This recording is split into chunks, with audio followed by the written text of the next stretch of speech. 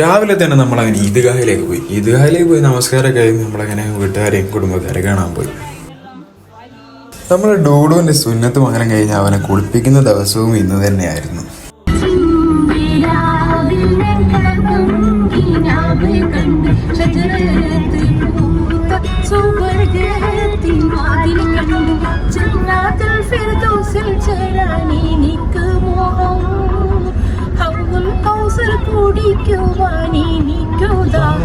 ആദ്യമായിട്ട് ബസ്സിൽ വച്ച മാറ്റി മാർച്ച് വള്ളച്ചോലും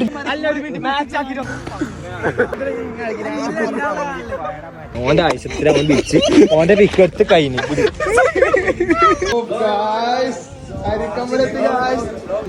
കണ്ടൊക്കെ